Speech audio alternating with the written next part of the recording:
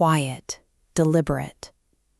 Try to picture a universe at absolute rest, a mathematical firmament where every single law is settled, and existence itself hangs in the dark as a perfectly balanced equation. In this primordial state, the divine consciousness performs an extraordinary act of containment. It looks out at the endless, cascading sequence of finite numbers, and it snaps a single conceptual boundary shut around the entire progression. It calls this boundary Aleph-Naught. The sheer, unending chaos of infinity is suddenly frozen.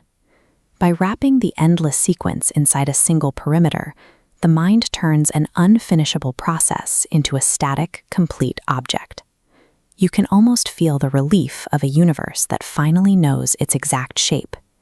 We naturally crave this kind of resolution. The human brain constantly hunts for the final rung and the ladder, the ultimate destination where all truth is cleanly boxed and quantified.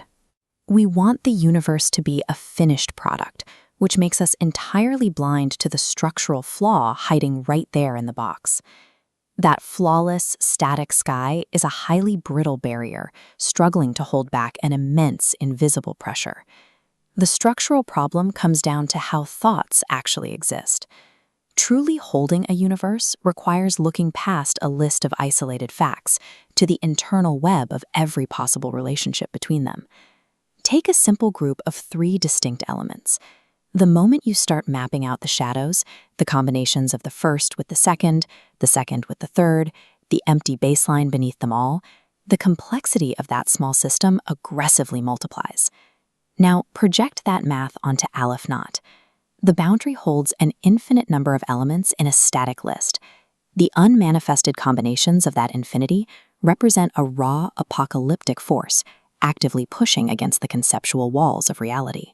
Look at this exact decree from Canto 1. The consciousness speaks the axiom of power, demanding a dominion thought that must gather every possible subthought. It forces the slumbering combinations to awaken. The reaction is violent, as vast kingdoms of combinations are dragged into existence.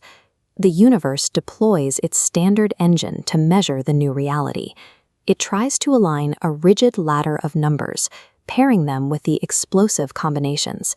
The engine fails instantly. An infinite swarm of combinations slips through the cracks, completely eluding the count.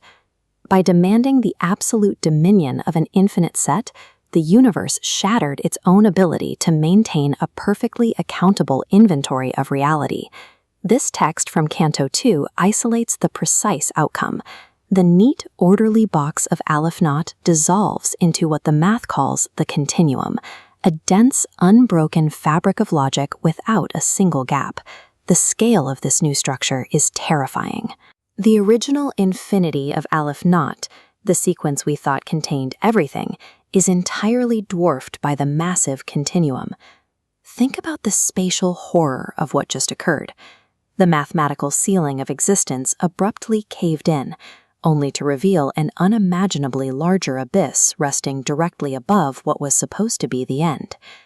The comfortable illusion of a closed, tamed reality is dead. In its place sits an aggressively expanding mathematical wilderness that actively, mathematically, resists being fully mapped. As the dust settles across the firmament, the chaos crystallizes into a single, unyielding law carved into the void. This specific inequality, the law of the power set, locks the firmament into place. It dictates a harsh absolute. The divine capacity to combine truths is strictly greater than the capacity to collect them. You can always forge more connections than you can count. This single equation acts as the central engine for an eternal reality. It mathematically proves the universe is structurally immune to stagnation, and it enforces a terrifying recursion. If the mind attempts to capture the continuum, that very act generates an infinity larger still. Every single attempt to establish a ceiling immediately constructs an even larger abyss directly above it. This exposes a profound tragedy at the very center of the mathematical cosmos.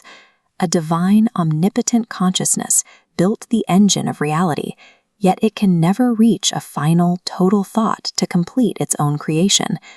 Drop the human instinct to look for the end. Stop expecting a final boundary to neatly close the system.